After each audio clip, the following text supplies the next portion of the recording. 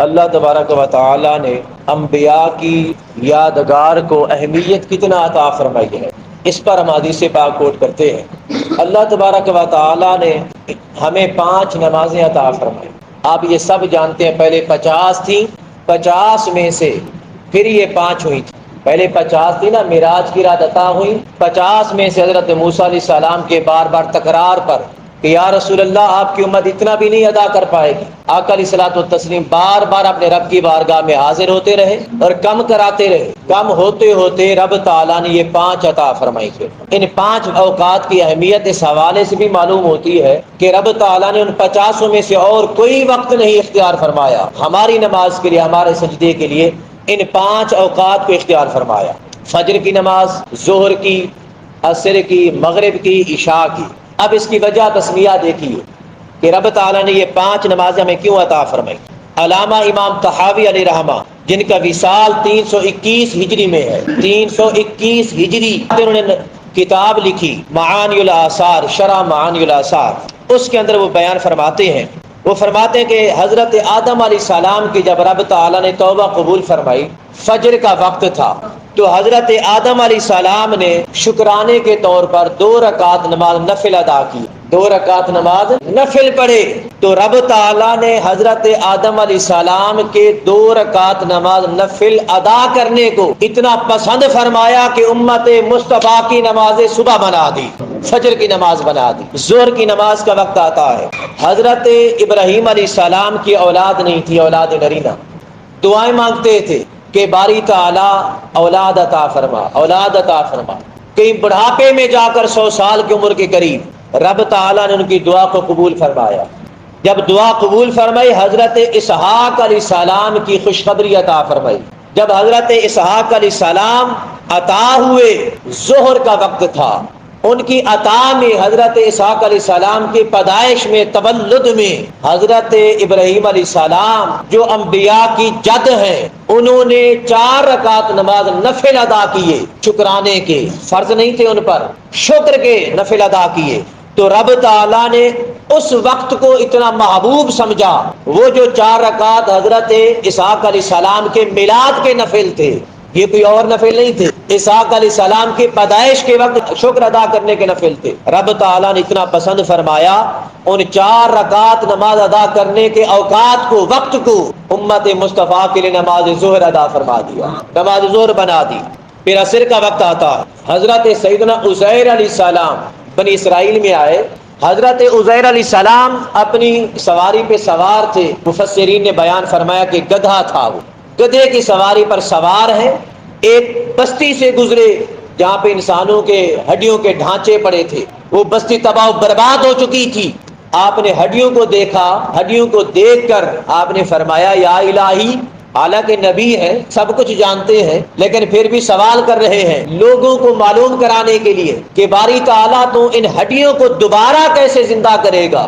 اب وہ ایک دیوار کی ٹیک لگا کر بیٹھے تھے یا کسی درخت کے نیچے ٹیک لگا کر بیٹھے تھے، سفر کر رہے تھے، تو دوران سفر ان کے پاس کھانے پینے کا کچھ سامان بھی تھا، تو آپ کا کھانے پینے کا سامان بھی سامنے رکھا تھا۔ حضرت عزیر علیہ السلام پہ رب تعالیٰ نے اسی مقام پہ موت عطا فرما دی، وصال عطا کر دیا۔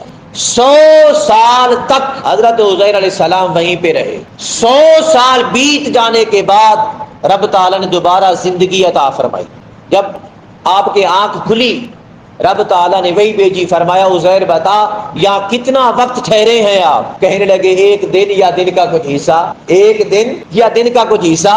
رب تعالیٰ نے اس قصے کو 3 پارے میں بیان فرمایا ہے۔ تو جب کہا کہ 1 دن یا دن کا بھی کچھ حصہ، رب تعالیٰ نے فرمایا میرے عزیر ایسا کر، ذرا جس سواری پہ تو سوار تھا نا اس کی طرف تو دیکھ۔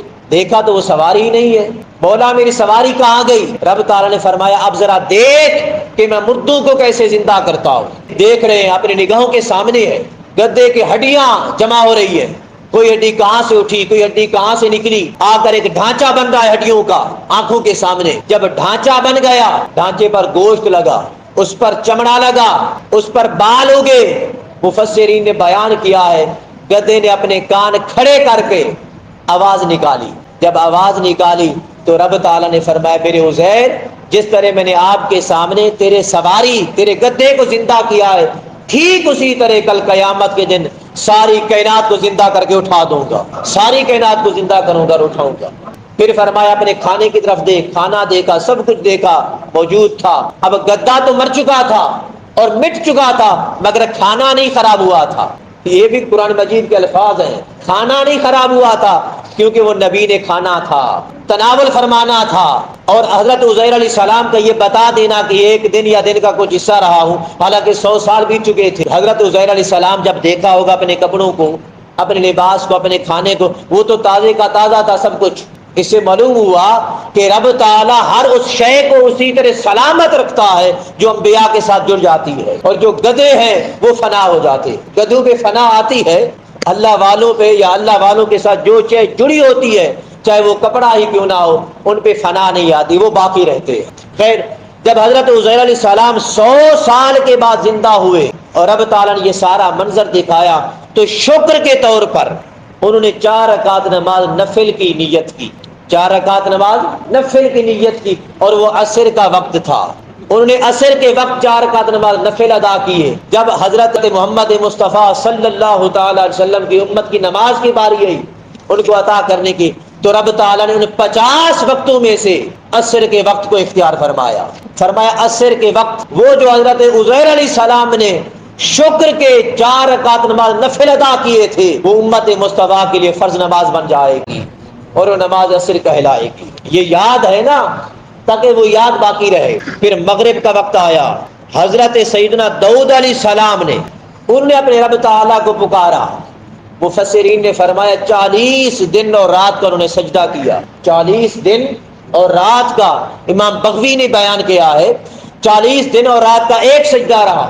اتنا روئے، اتنا روئے، اتنا روئے کہ ان کے آنسو جب زمین پر پڑے نا تو زمین کو پانی ملا، خشک زمین پہ گھاس اگائی ان کے آنسو کے ذریعے، ان کے آنسو کے پانی کے سرابی سے گھاس اگائی۔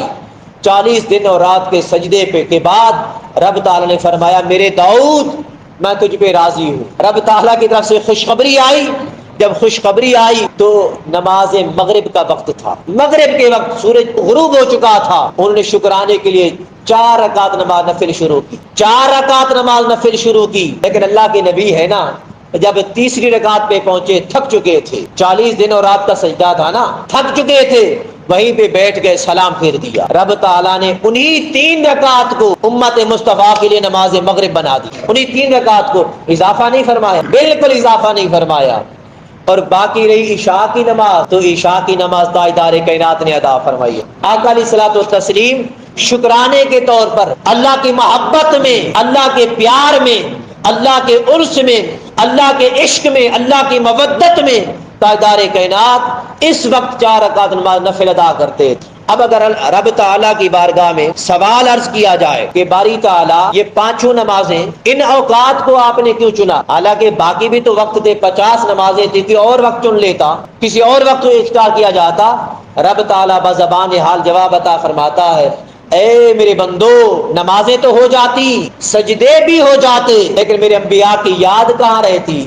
میں چاہتا تھا کہ میرے سجدے بھی ہو جائیں، میرا قیام بھی ہو جائے، رکوع بھی ہو جائیں، تسبیح اور تحلیل بھی ہو جائے، تکبیرات بھی ہو جائیں، میرے سجدے بھی ہو جائیں اور میرے پیاروں کی یاد بھی ادا ہو جائے۔